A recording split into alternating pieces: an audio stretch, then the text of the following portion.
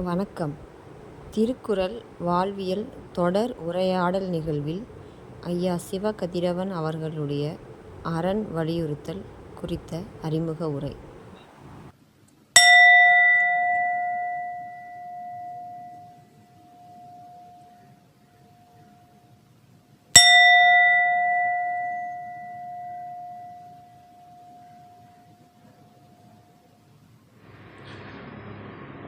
திருக்குறள் தொடர் உரையாடலுக்கு உங்களை வரவேற்பதில், நீங்கள் பங்கேற்பதில் எனக்கு மிகுந்த மகிழ்ச்சி. வணக்கங்கள். இன்று திருக்குறள் குறித்து பேசுவதற்கு நிறைய தேவை இருக்கிறது என்று நாம் முன்பே பார்த்திருக்கிறோம். இன்று திருக்குறள் பேசுவதற்குரிய காரணங்களை நாம் பார்க்கிற போது பலரும் எளிமையாகவும் அறிஞர் பெருமக்களினுடைய பேரறிவால் செழுமையாகவும் திருக்குறள் பேசப்பட்டிருக்கிறது, விளக்கமளிக்கப்பட்டிருக்கிறது. இதெல்லாம் ஒரு புறம். ஆனால் திருக்குறள் நாம் பார்க்கிற வேறொரு அம்சத்தில் பார்க்கப்பட வேண்டும் என்கிற அடிப்படையில் நாம் திருக்குறளை ஒரு தொடர் உரையாடலுக்கு எடுத்துக்கொண்டிருக்கிறோம். திருக்குறளினுடைய நோக்கம் என்ன? திருக்குறள் போன்றதொரு இலக்கிய நூல் மனிதனுக்கு சொல்ல வருவதென்ன என்பது நாம் அடிப்படையாக தேடுகிற போது அறிஞர் பெருமக்கள் பலராலும் ஏற்றுக்கொள்ளப்படுகிற மறுக்க முடியாத கருத்து திருக்குறள் அறம் பேசுகிறது என்பதுதான். உண்மையிலேயே திருக்குறள் அறம் பேசுகிறது என்பதில் மறுப்பதற்கில்லை. ஆனால் திருக்குறள் அறம் பேசுகிறது என்பதை நாம் எதை வைத்து முடிவு செய்வது என்பதில்தான் நாம் துல்லியமாக வேறொரு கண்ணோட்டத்தை முன்வைத்து இந்த உரையாடலை நடத்தி கொண்டிருக்கிறோம்.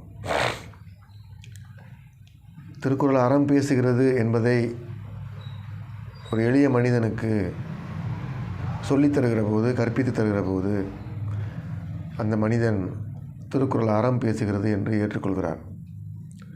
அவர் வாழ்வில் நிகழ்கிற வாழ்வியல் அம்சங்களோடு பொருத்தி சொல்கிற போது செயல்பாட்டு அடிப்படையில் திருக்குறள் அறம் பேசுகிறது என்று அவர் ஏற்றுக்கொள்வதற்கு வாய்ப்பு இருக்கிறது. தொடர்ந்து வாசிப்பின் வழியாக திருக்குறள் பேசுகிற அறத்தை புரிந்து கொள்ளவும் ஏற்றுக்கொள்ளவும் வாய்ப்பு இருக்கிறது.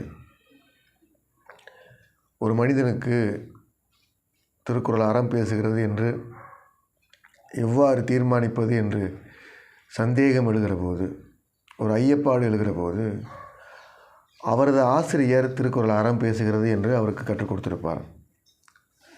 அவரது ஆசிரியருக்கு திருக்குறள் அறம்தான் பேசுகிறது என்பதை யார் சொல்லியிருப்பார் என்றால், அவருக்கு அவரது ஆசிரியர் வேறொரு அறிவுமிக்க திருக்குறளை பற்றி பேசியவர் திருக்குறளினுடைய அறம் பற்றி போதித்திருப்பார், கற்பித்திருப்பார்.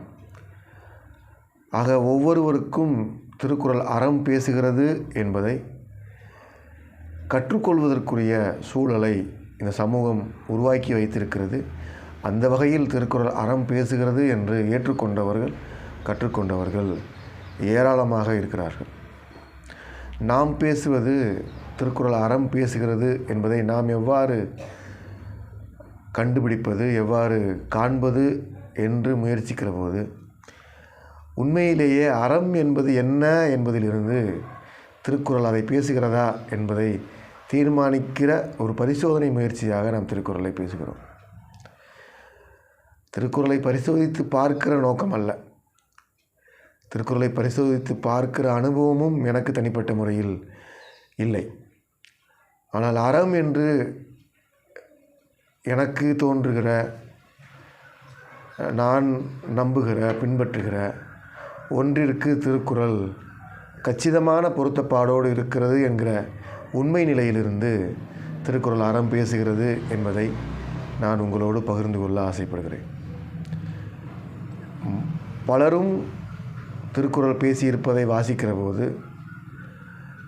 அவர்கள் திருக்குறள் பேசுகிற அறம் என்பது அவர்கள் கற்றுக்கொண்ட அறத்திலிருந்தும் அவர்கள் பின்பற்றுகிற அறத்திலிருந்தும் சமூக நடைமுறையில் இருக்கிற அறத்திலிருந்தும் திருக்குறளை அறம் பேசுகிற ஒன்றாக விளக்கம் சொல்கிறார்கள்.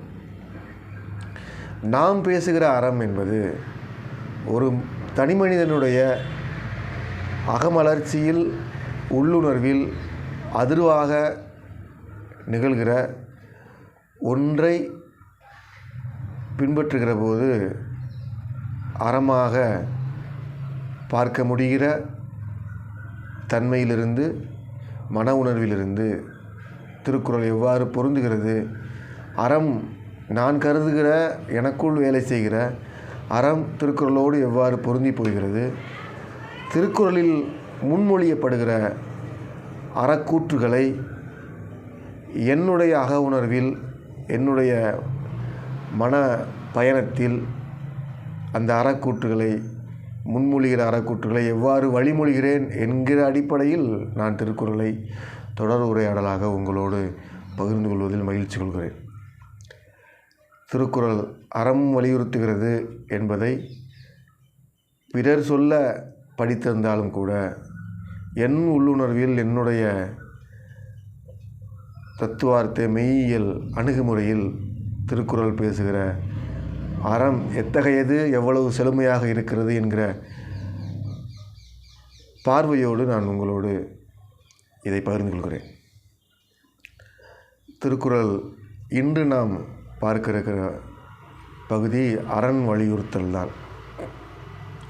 அரண் வலியுறுத்தல் என்கிற பகுதியை நான் உங்களோடு இன்று விரிவாக பேச வேண்டும் என்று எண்ணுகிறேன். அரண் வலியுறுத்தல் என்பதற்கு அந்த தலைப்பிலேயே வள்ளுவர் எந்த அதிகாரத்திலும் இல்லாத ஒரு சிறப்பை செய்திருக்கிறார். அது என்ன சிறப்பு என்று பார்க்கிற போது கடவுளை வாழ்த்துகிறார், வானத்தினுடைய சிறப்பை சொல்கிறார், துறவியரினுடைய பெருமையை சொல்கிறார், அன்பை சொல்கிறார், நட்பை சொல்கிறார், கல்வியை சொல்கிறார், மருந்தினை சொல்கிறார், காதலை சொல்கிறார். இவை எல்லாவற்றையும் ஒரு வழக்கமான பதிவாக, குறிப்பான செய்திகளாக, அணுகுவதற்கு எளிமை மிகுந்த குறிப்புகளாக திருவள்ளுவர் அடுக்கி வைத்திருக்கிறார். ஆனால் அறம் பற்றி பேசுகிற போது அவர் அறம் என்பதை வலியுறுத்துகிறார். கடவுள் வாழ்த்தில் கடவுளை வலியுறுத்த இல்லை.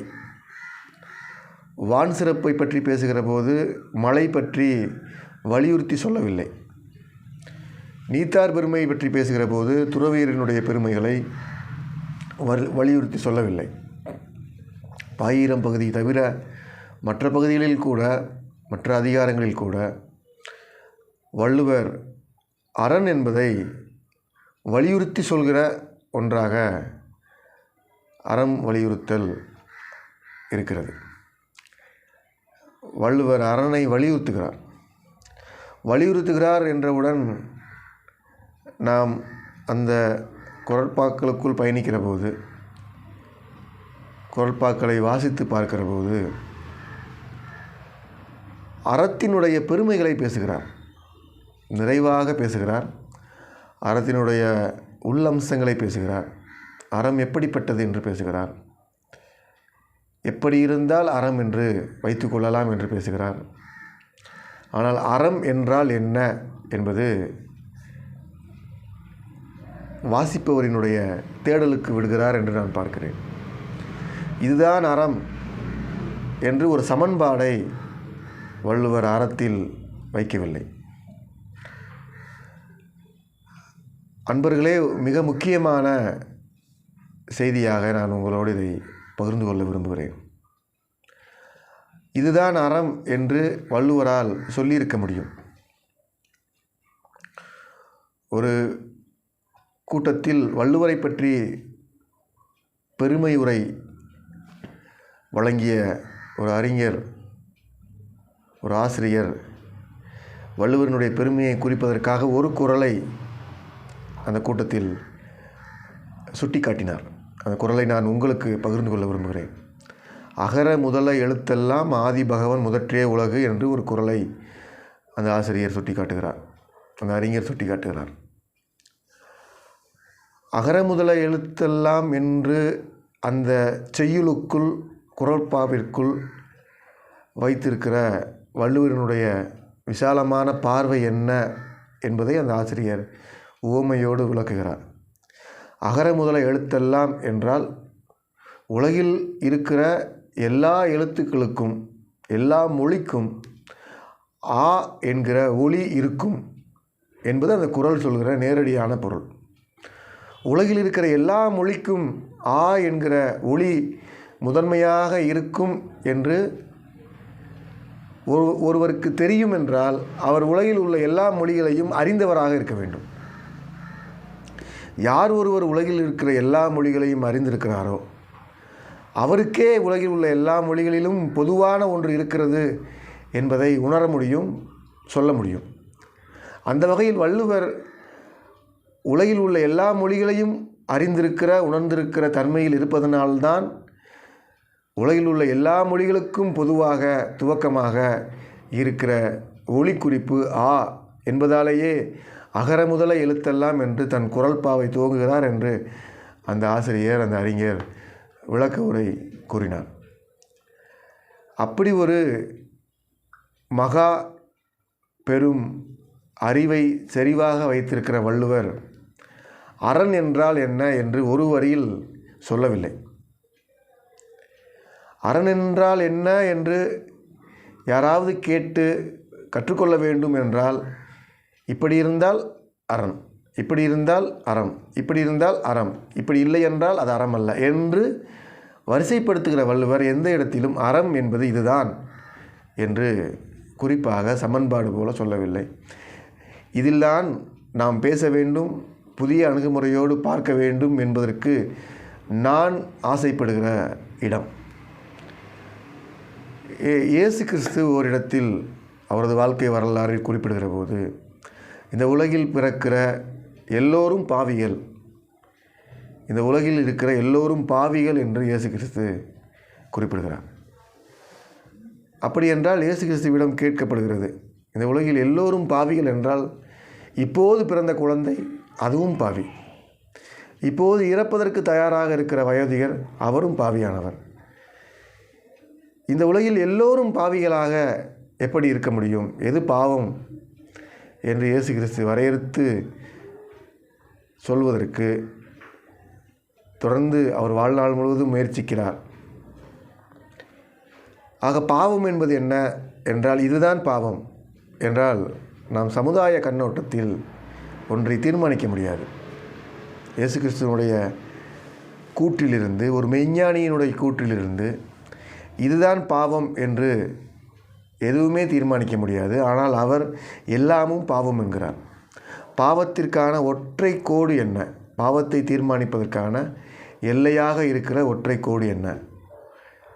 ஒரு சமுதாயத்தில் புனிதமாக கருதப்படுகிற ஒரு செயல்பாடு இன்னொரு சமுதாயத்தில் பாவமாக கருதப்படுகிறது. ஒரு சமுதாயத்தில் மேன்மையாக கருதப்படுகிற செயல்பாடு இன்னொரு சமுதாயத்தில் கீழ்மையாக கருதப்படுகிறது. ஒரு சமுதாயத்தில் பெருமையாக கருதப்படுகிற ஒன்று இன்னொரு புறத்தில் சிறுமையாக கருதப்படுகிறது. அப்படி என்றால் பாவம் என்பது ஒரு சமுதாயத்திற்கு ஒன்றாகவும் இன்னொரு சமுதாயத்திற்கு இன்னொன்றாகவும் இருக்கிறது என்று நாம் ஒரு முடிவிற்கு வர முடியும்.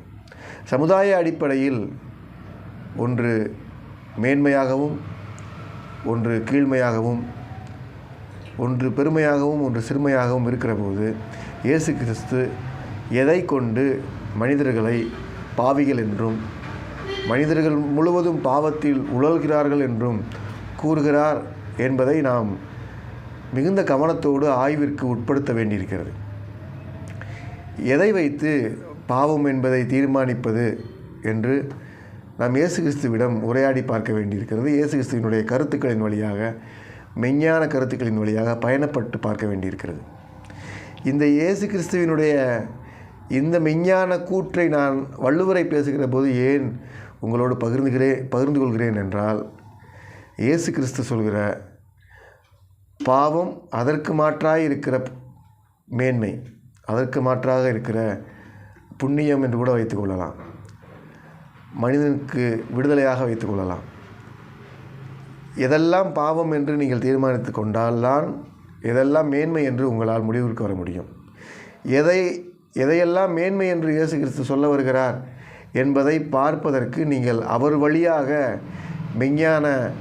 மெய்யியல் வழிபாடுகளை செய்ய வேண்டும், அவர் வழியாக பயணிக்க வேண்டியிருக்கிறது. அத்தகைய ஒரு பதத்தை வள்ளுவர் நேர்மறையாக சொல்கிறார். இயேசு கிறிஸ்து எல்லாமும் பாவம் என்பது போல வள்ளுவர் அறம் என்பதை ஒரு குவியலாக கூறுகிறார்.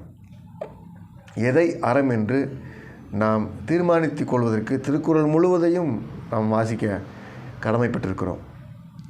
திருக்குறள் முழுவதும் வாசித்தால் ஒழிய, அதற்குள் ஒரு மெய்யியல் பயணப்பாடை நீங்கள் செய்தால் ஒழிய அறம் என்பது குறித்து ஒரு துல்லியமான முடிவிற்கு வருவதற்கு வாய்ப்பில்லை. இயேசு கிறிஸ்துவினுடைய கூட்டிலிருந்து நாம் பார்க்கிற போது இயேசு கிறிஸ்து சொல்கிறார், எது பாவம் எது பாவமற்றது என்று குறிப்பிடும்போது, ஒரு மனிதன் தன்னை பார்ப்பதற்கு முயற்சிக்கிறார் என்றால், அவ்வழியே அவர் தன்னை பார்க்கிறார் என்றால், இந்த சமூகத்தினுடைய பிற்போக்கான கருத்துக்களை தாங்கிக் கொள்ளாத நபராக அவர் மாறிக்கொள்வார் என்றால், அதன் பின் அவருக்கு எல்லாமும் பாவமற்றதாக இருக்கும். சுய விழிப்புணர்வு பெற்ற மனிதனுக்கு எல்லாமும் பாவமற்றது, விழிப்புணர்வு இல்லாத மனிதனுக்கு எல்லாமும் பாவமானது என்று விழிப்புணர்வை ஒரு கோடாக இயேசு கிறிஸ்து வகுக்கிறார் என்று அவரது மெய்யியல் கோட்பாடுகள் வழியாக நான் பார்க்கிறேன். அப்படி என்றால் அறம் என்பது என்ன என்று வள்ளுவரிடம் நாம் இந்த புறத்தில் பேசி பார்க்கிற போது, திருக்குறள் முழுவதும் ஒரு பெரும் பயணத்தை செய்து பார்க்கிற போது மனிதன் உள்ளுணர்வாக, மனிதன் அக உணர்வாக ஒரு மெஞ்ஞான அடிப்படையில், மெய்யியல் அடிப்படையில் ஒரு நகர்வை சந்திக்க முடியும். அந்த நகர்வு ஏற்பட்டதற்கு பிறகு மனிதன் பேசுகிற எல்லாமும் அறமாக மாறிப்போகும். அந்த நகர்வை கற்றுக்கொள்வதற்கான விளையாட்டுக்களை, கற்றுக்கொள்வதற்கான சமன்பாடுகளை, சூத்திரங்களை 1330 குறள்பாக்களிலும் வள்ளுவர் தாங்கச் செய்கிறார். இதுதான் வள்ளுவர் கூறுகிற திருக்குறளினுடைய ஒரு மெய்யியல் அடிப்படையிலான சாராம்சம் என்று நான் பார்க்கிறேன். ஒட்டுமொத்தமாக நீங்கள் திருக்குறளை வாசிக்கிற போது, அதற்குள் பயணிக்கிற போது, அதற்குள் விசாரிக்கிற போது மட்டுமே அறம் என்றால் என்ன என்கிற ஒரு முழுமையான வடிவத்தை நீங்கள் தேடத் துவங்க முடியும்.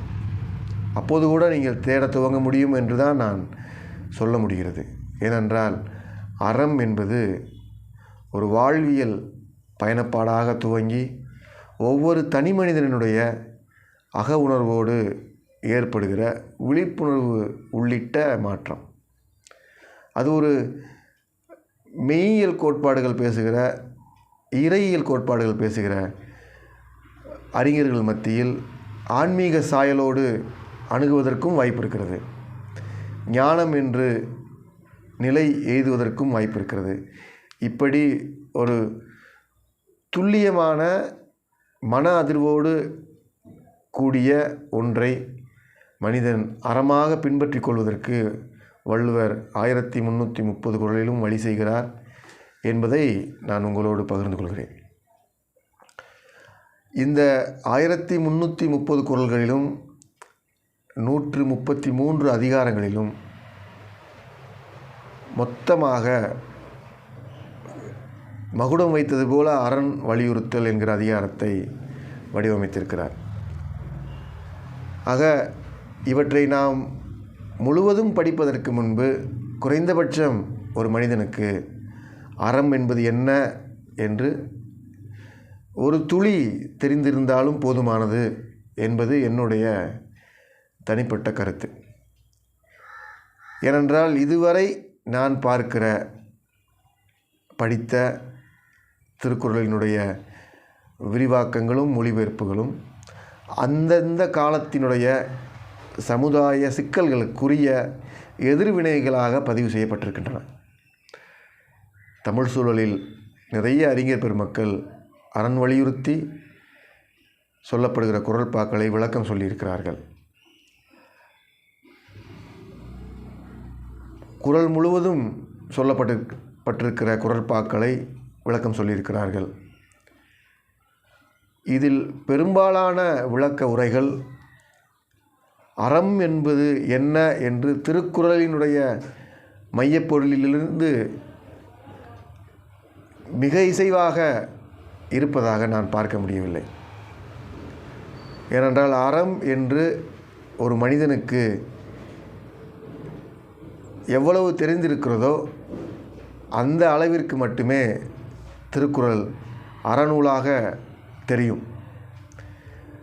சமுதாய சிக்கலுக்கு தீர்வு சொல்கிற ஆர்வமும் அக்கறையும் ஒருவருக்கு இருக்கும் என்றால் சமுதாய சிக்கலுக்கு தீர்வு சொல்கிற நூலாக திருக்குறள் வெளிப்படும். கல்விக்கு வழிகாட்டுகிற நூலாக ஒன்றை ஒருவர் தேடினால் அவருக்கு கல்விக்கு வழிகாட்டுகிற நூலாக திருக்குறள் வெளிப்படும். இப்படி எந்த அடிப்படையில் ஒருவர் தேடுகிறாரோ அந்த அடிப்படையில் திருக்குறள் தன்னை வெளிக்காட்டி கொள்ளும் என்பது திருக்குறளினுடைய தனிச்சிறப்பு. ஆனால் கல்விக்கு தனியாக வெளிக்காட்டிக் கொள்கிற திருக்குறள், இலக்கியத்திற்கு தனியாக வெளிக்காட்டிக் கொள்கிற திருக்குறள், அறத்திற்கு அன்பிற்கு என்று தனித்தனியாக அதிகார வரிசையில் வெளிக்காட்டிக் கொள்கிற திருக்குறள் ஒட்டுமொத்தமாக பேசுகிற மெய்ப்பொருள் அறம். ஆக ஒட்டுமொத்தமாக கல்வியை உள்ளடக்கிய, அன்பை உள்ளடக்கிய, வாழ்வியலை உள்ளடக்கிய, காமத்தை உள்ளடக்கிய, வாழ்க்கை துணையினுடைய செம்மையை உள்ளடக்கிய ஒரு தேடலோடு அறம் இருக்கிறது என்பதை புரிந்து தேடுகிறவருக்கு மொத்தமாக திருக்குறள் வெளிப்படும். மெய்யியல் ஆய்வில் ஈடுபடுகிறவர்கள், மெய்யியல் பயணத்தில் ஈடுபடுகிறவர்கள், மெய்யியல் தர்க்க முறைகளை நம்புகிறவர்கள், ஈடுபடுகிறவர்கள், அறம் என்பதை தன்னுணர்விலிருந்து புரிந்து கொண்டவர்கள், அந்த உணர்விலிருந்து அறத்தை தேடினார்கள் என்றால் ஒட்டுமொத்த திருக்குறளும் அறமாகவே அவர்களுக்கு வெளிப்படும். அரண் வலியுறுத்தல் என்பதை நாம் பேசுவதற்கு முன்பு, திருக்குறள் அறநூல்தான் என்று நாம் ஏற்றுக்கொள்வதற்கு முன்பு அடிப்படையாக நாம் புரிந்து கொள்ள வேண்டிய ஒரு அம்சம், ஒரு செயல் அல்லது ஒரு கருத்து ஒன்று உண்டு என்றால் நமக்கு அறம் என்றால் என்ன என்பது பற்றி எவ்வளவு தெரிந்திருக்கிறது என்பது முக்கியமானது. நீங்கள் அறம் என்று ஒன்றை நினைத்து கொண்டிருக்கலாம். அது உங்கள் சமுதாயத்தினுடைய சார்பில் உள்ளதாக இருக்கலாம். நீங்கள் அறம் என்று ஒன்றை நினைத்து கொண்டிருக்கலாம். அது நீங்கள் வழிபடுகிற வழிபாட்டு முறையை சார்ந்ததாக இருக்கலாம். நீங்கள் நினைத்து கொண்டிருக்கிற அறம் என்பது உங்கள் சமூகம் சார்ந்ததாக, உங்கள் வழிபாட்டு முறை சார்ந்ததாக, உங்களது இன நம்பிக்கை சார்ந்ததாக, அல்லது நீங்கள் தேடி வைத்திருக்கிற கல்வி உங்களுக்கு வழங்கி இருக்கிறதாக இருக்கும் என்றால் திருக்குறள் பேசுகிற அறத்திற்கும் நீங்கள் வைத்திருக்கிற அறத்திற்கும் தொடர்பே கிடையாது. திருக்குறள் பேசுகிற அறம் என்பது மெஞ்ஞானம் பேசுகிற அறம். ஒரு மெஞ்ஞானத்தினுடைய அறக்கூற்று, அறசத்தம் திருக்குறள். ஒரு மெஞ்ஞானத்தினுடைய கவிதை திருக்குறள். ஒரு மெஞ்ஞானத்தினுடைய இலக்கியம் திருக்குறள். மெஞ்ஞானத்தினுடைய உட்குறிப்பு, மெஞ்ஞானத்தினுடைய அடிப்படை நாதம் எப்போதும் அறம் மட்டுமே. அப்படி எப்போதும் அறம் மட்டுமே உள்ளடக்கமாக இருக்கிற மெஞ்ஞானத்தினுடைய மெய்யியல் அணுகுமுறையில் பார்க்கிற ஒருவருக்கு திருக்குறள் முழுவதுமாக அறநூலாகவே தெரிவதற்கு சாத்தியம் இருக்கிறது. அப்படித்தான் திருக்குறள் தெரிகிறது என்று என்னால் கூற முடியும். ஒவ்வொருவரின் தேடல் அளவுகோலிற்கு உள்ளிட்டு திருக்குறளினுடைய அறச்செழுமையை அவர் பற்றி கொள்ள முடியும். ஆக திருக்குறள் பேசுகிறவர்கள் அறம் தெரிந்து கொண்டு தான் பேச வேண்டும் என்கிற பொருளில் நீங்கள் இதை புரிந்து கொள்ளக்கூடாது. திருக்குறள் பேசுகிறவர்கள், திருக்குறளை வாசிக்கிறவர்கள் அறம் தெரிந்து கொண்ட பின்பு தான் வாசிக்க வேண்டும் என்றால் எப்படி வாசிப்பது என்று உங்கள் மனம் வேறு பக்கம் உங்களை அழைத்து செல்லும். திருக்குறளினுடைய அம்சத்தை நான் உங்களுக்கு விளக்குகிறேன். நீங்கள் அறத்திலிருந்து திருக்குறளை வாசிப்பதற்கும் வாசிப்பிலிருந்து அறத்தை கற்றுக்கொள்வதற்கும் திருக்குறளுக்குள் வாய்ப்பு இருக்கிறது. திருக்குறள் முழுவதும் அப்படி இருவழி போக்குவரத்தாகவே அமைக்கப்பட்டிருக்கிறது. திருவள்ளுவர் அதனை செம்மையாக செய்திருக்கிறார். செம்மையாக செய்திருக்கிறார் என்பதற்கு அப்படி ஒரு பெரும் மதிப்பை திருவள்ளுவருக்கு கொடுக்கும் அளவிற்கு எனக்கு அறிவும் அனுபவமும் கிடையாது.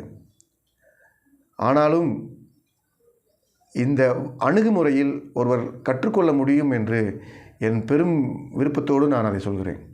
திருக்குறளை தேடுகிற ஒருவர் வாசிக்கிற போது, திருக்குறளை அறம் தேடுகிற ஒருவர் வாசிக்கிற போது அவர் படிப்படியாக அறத்திற்கு வந்து சேர முடியும்.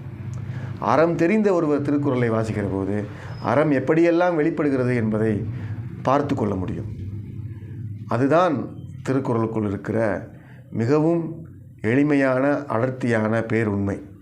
அந்த வகையில் திருக்குறள் பேசுகிற அறம் என்பதும் அதற்குள் இருக்கிற அரண் வலியுறுத்தல் என்பதும் இன்று நாம் உங்களோடு பகிர்ந்து கொள்ள வேண்டும் என்று விரும்புகிற அதிகாரம்.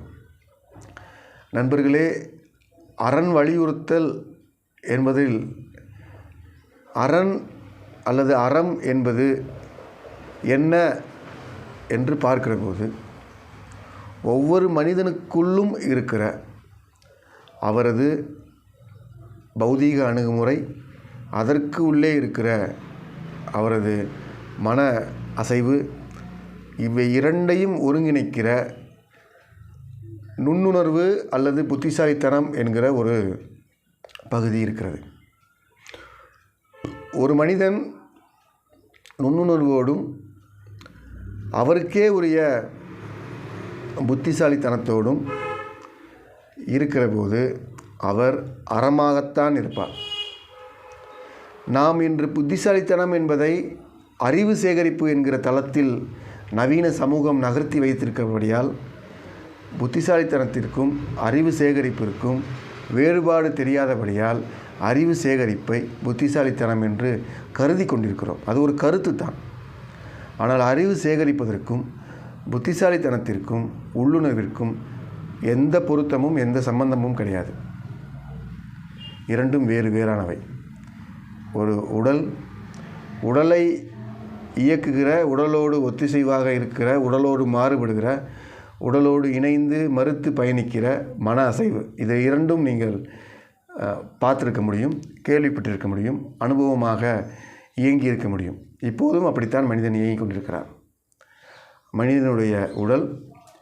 மனிதனுடைய உடலை கடந்து ஒரு மனிதன் இயங்குகிற இயக்கத்தை தீர்மானிக்கிற மனிதனுடைய மன அசைவு, இந்த இரண்டும் மனிதனுக்கு இருக்கிற ஒரு பொது பண்பு. இதைத்தான் மனிதன் என்று வேறுபடுத்தி பார்க்கிற விஞ்ஞானிகள் இதைத்தான் குறிப்பிடுகிறார்கள்.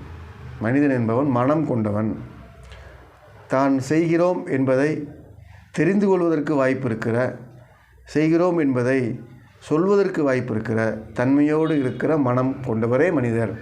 ஒரு குயில் கூவுகிறது என்பது குயிலுக்கு தெரியாது, அது ஒரு இயந்திர முறை.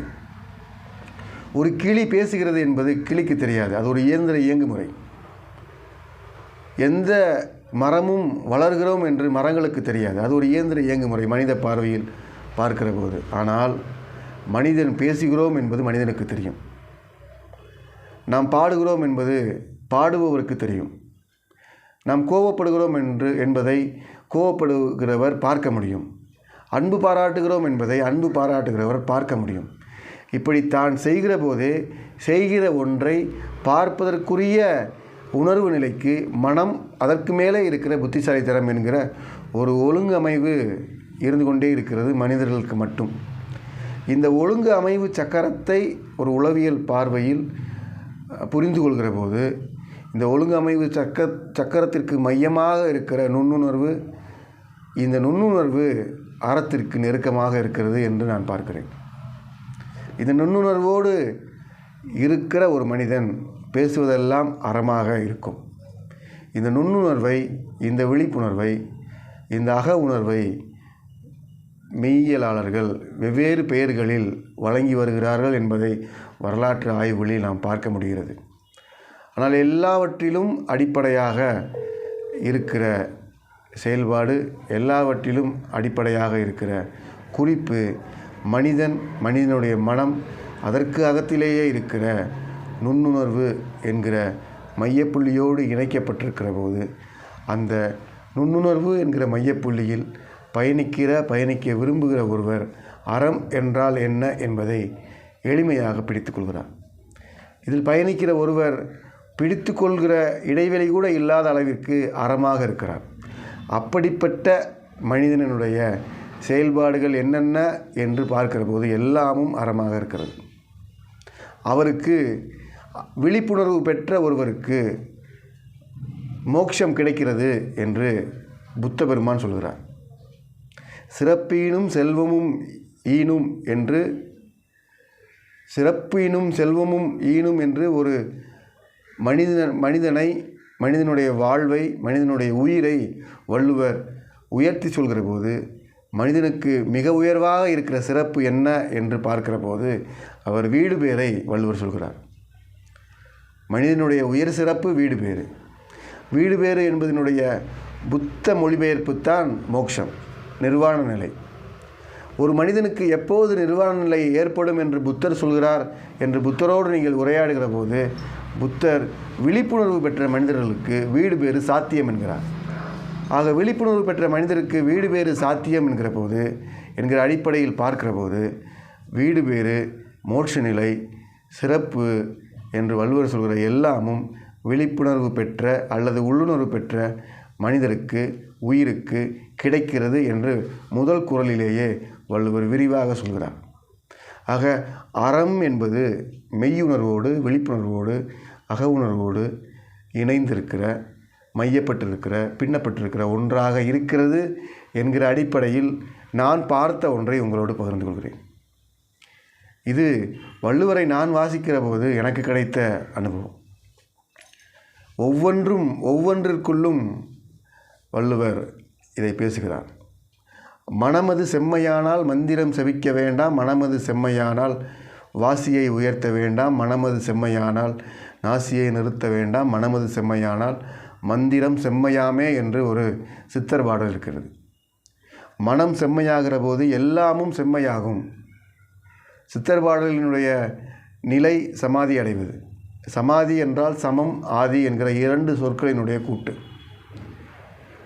ஆதிக்கு சமமாக தம்மை உருவாக்கி கொள்வது, இணைத்து கொள்வது என்பதுதான் சமாதி என்பதின் உள்பொருள்.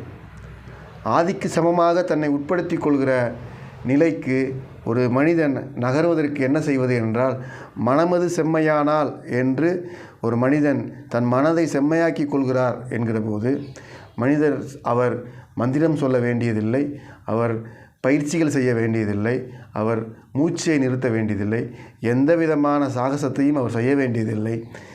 என்றாலும் கூட மனம் செம்மையாக இருந்தால் போதும். மனம் செம்மையாக இருக்கிற போது அவர் சமாதி நிலையை, புத்தர் வலியுறுத்துகிற வீடு பேரை, நிர்வாண நிலையை, வள்ளுவர் வலியுறுத்துகிற சிறப்பு நிலையை அடைய முடியும் என்று சித்தர் பாடல் வலியுறுத்துகிறது. சித்தர் பாடல் வலியுறுத்துகிற சமாதி நிலைக்கான வழியை வள்ளுவர் மனத்துக்கண் மாசிலன் ஆதல் என்கிறார். மனதிற்குள் மாசு இல்லாத ஒன்று நிலை கொள்ளும் என்றால், உங்கள் மனதில் மாசு இல்லாமல் உருவாகும் என்றால், உங்கள் மனது மாசில்லாமல் போகும் என்றால், அதைவிடவும் உயர்ந்த அறம் ஒன்றில்லை என்று வள்ளுவர் கூறுகிறார். மனதுக்கண் மாசிலன் ஆதல் அனைத்து அரண் ஆகுல நீர பிற என்பது குறளுக்குள் வள்ளுவர் வைத்திருக்கிற விழிப்புணர்வு குறித்த, அறம் குறித்த, அறத்தினுடைய தரம் குறித்த விரிவான உட்பொருள். இப்படி அறம் குறித்து வள்ளுவர் பேசுகிற மெய்ப்பொருள் என்பது வெறுமனே சமூகத்தில் இருக்கக்கூடிய, சமூக செயல்பாடுகளில் இருக்கக்கூடிய, ஒரு சமூகத்திற்கு நியாயமாகவும் இன்னொரு சமூகத்திற்கு பிறழ்வாகவும் இருக்கக்கூடிய மோதலின் எதிர்வினைகளாக நாம் வள்ளுவரை புரிந்து கொள்ளக்கூடாது. வள்ளுவர் இரண்டு வேறு சமூகத்திற்கு வேறு வேறு கருத்துக்களை சொல்லுகிற அறிவாளி அல்ல. எல்லா மனிதர்களுக்கும் அறம் போதிக்கிற பேருண்மையை போதிக்கிற ஒரு பெரும் பிதாமகன். அவரது கூற்று ஒருபுறம் மெய்யாகவும் ஒருபுறம் பொய்யாகவும் செல்வதற்கு வாய்ப்பில்லை. ஆக ஒரு மனிதன் அறம் என்று எதை கருதுகிறான் என்றால் உள்ளுணர்வில் மையப்பட்டிருக்கிற விழிப்புணர்வை, புத்திசாலித்தனத்தை அறம் என்று, அதனுடைய தன்மையை அறம் என்று வள்ளுவர் போற்றுகிறார். இன்னொரு இடத்தில் வள்ளுவர் சொல்கிறார், அழுக்காறு அவா வெகுளி இன்னா சொல் இவை நான்கும், இந்த நான்கும் இல்லாமல் இருப்பது அறம். அறம் பேசுகிற புத்தருக்கு இவை நான்கும் இருக்குமா? அழுக்காறு, அவா, வெகுளி, இன்னா சொல் இவை நான்கும் அறம் பேசுகிற ஒருவருக்கு இருக்காது என்பது வள்ளுவர் கூறுகிற வாக்கு. அறம் பேசுகிற ஒருவருக்கு இது இருக்காது என்று நாம் சொல்கிறோம் என்றால் எனது வார்த்தையில் பிழை ஏற்பட வாய்ப்பு இருக்கிறது. அழுக்காறு என்பது என்ன, அவா என்பது என்ன, இன்னாசொல் என்பது என்ன, வெகுளி என்பது என்ன என்று நமக்கு எளிமையாக தெரிந்திருக்கும். அழுக்காறு என்பது பொறாமை, அவா என்பது ஆசை, வெகுளி என்பது கோபம், இன்னாசொல் என்பது பண்பில்லாத சொற்கள். பண்பில்லாத சொற்கள் என்பதை சொல் என்கிற பொருளில் வள்ளுவர் பேசுகிற போது நாம் விரிவாக பேசலாம். இந்த நான்கு, அழுக்காறு, அவா, வெகுளி, இன்னாசொல், இந்த நான்கும் இல்லாமல் இருந்தால் நீங்கள் அறம் பேசுகிற நபராக மாறிப்போவீர்கள். அறம் பேசுகிற ஒருவருக்கு இவை நான்கும் இருக்காது. இப்போது அறம் பேசுகிற நபர், ஒரு சமூகத்தில் அறம் பேசுகிற நபர் இயேசு கிறிஸ்து என்று வைத்துக்கொள்வோம். இயேசு கிறிஸ்துவிற்கு அழுக்காறு இருக்காது, அவா இருக்க வாய்ப்பில்லை. வெகுளியாக கோபத்தோடு இயேசு கிறிஸ்துவை நீங்கள் பார்த்திருக்க முடியாது.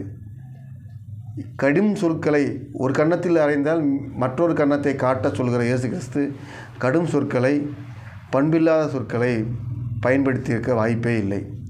அழுக்காறு, அவா, வெகுளி, இன்னா சொல், இந்த நான்கும் இயேசு கிறிஸ்துவுக்கு பொருந்துகிறது. கிருஷ்ண பரமாத்மாவிற்கு பொருந்துமா என்றால் அவருக்கும் இவை பொருந்தும். மகமது நபிக்கு பொருந்துமா என்றால் மகமது நபிக்கும் பொருந்தும். கௌதம புத்தருக்கு பொருந்தும் என்றால் கௌதம புத்தருக்கும் பொருந்தும். அறம் பேசுகிற எல்லோருக்கும் இவை பொருந்தும். அழுக்காறு இல்லாத நபராக, அவா இல்லாத நபராக, வெகுளி இல்லாத நபராக, கடுமையான பண்பில்லாத சொற்கள் இல்லாத நபராக அறம் பேசுகிற எந்த சமூகத்தை சார்ந்தவரும் இருக்கத்தான் செய்வார். அவருக்கு அறம் பேசுகிறவருக்கு மதமோ சமூக கோட்பாடோ பின்பற்றுகிற இனக்கோட்பாடோ எதுவும் கிடையாது. அறம் மட்டுமே அவரது கூற்று. எந்த சமூகத்தில் இதுவரை பேசுகிற அறம் பேசிய எந்த சமூகத்தை சார்ந்தவராக இருந்தாலும், எந்த மறைப்பாதையை சார்ந்தவராக இருந்தாலும், அறம் பேசுகிறவர் என்றால் இனிமேல் பேசுகிற அறம் பேசுகிறவருக்கும் இனிமேல் வருகிற அறம் போற்றுகிறவருக்கும் அழுக்காறு, அவா, வெகுளி, இன்னா சொல் நான்கும் அந்த தரத்தோடையே அமைந்திருக்கிறது. நான்கும் இல்லாதவராகத்தான் அவர் இருப்பார். வேறொரு புதிய மதம் பிறந்து புதிய மதத்தில் ஒரு அறம் பேசுகிறவர் பிறப்பார் என்றாலும் கூட அவருக்கு இந்த நான்கும் பொருந்தும். இது மதம் சார்ந்தது அல்ல, சமூகம் சார்ந்தது அல்ல, அறம் சார்ந்தது. அறம் பேசுகிற ஒவ்வொருவருக்கும் இத்தகைய கூறு இருக்கிறது என்பதுதான் வள்ளுவர் நமக்கு விரித்து வைக்கிறார். அறம் என்பது அப்படிப்பட்டது தான். அறம் என்பது ஒவ்வொரு மனிதனுடைய பெரும் செல்வமும் பெரும் வாய்ப்பும் உள்ள மனிதர்கள் என்று பாகுபாடு ஏதும் இல்லாமல் ஒவ்வொரு தனி மனிதனுக்குள்ளும் இருக்கிற மெய்யியல் சார்ந்த புத்திசாலித்தனம், உடலும் மனமும் கடந்து அவற்றை இயக்குகிற நிதானமான நிலை, இந்த நிலைக்கு அறம் என்று பெயர். அறம் என்பது இத்தகைய நிலையோடு இருக்கிறது என்கிற ஒரு விரிவான பார்வையோடு வள்ளுவரை வாசிக்கிற போது சமூகத்தில் இருக்கிற எளிமையான மாற்றத்திற்கு உள்ளாகிற கடினமில்லாத எதிர்வினைகளுக்கு வள்ளுவரினுடைய குரல் பொருந்துவது மட்டுமல்ல, ஒரு அடர்த்தியான மெய்ப்பொருளோடு இருக்கிறது என்பதை பார்க்க முடியும். எனக்கு சிறிது வருத்தமும் கூட. வள்ளுவரை பேசுகிற பலரும், எல்லோரையும் நாம் சொல்வதற்கில்லை, நான் வாசித்தவரை பலரும் வள்ளுவர் பேசுகிற குறள்பாக்களை அன்று சமூகத்தில் இருக்கிற மிக தற்காலிகமாக இருக்கிற ஒரு பிரச்சனைக்குரிய பொருத்தப்பாடோடு இணைத்து பேசிவிடுகிறார்கள். வள்ளுவர் தற்காலிகத்திற்குரிய பிரச்சனைகளுக்கு பொருத்தப்பாடோடு இருப்பார் என்பதில் நமக்கு மாற்று கருத்து இல்லை. ஆனால் வள்ளுவர் அப்படி நிறுத்தப்பட வேண்டியவர் அல்ல. வள்ளுவனுடைய கருத்தை ஆழ்ந்து படிக்க வேண்டியிருக்கிறது. வள்ளுவரினுடைய கருத்தை ஆழ்ந்து படிப்பதற்கு முன்பு வள்ளுவரை படிப்பதற்கென்றே நாம் நமக்குள் ஆழ்ந்து பயணிக்க வேண்டியிருக்கிறது.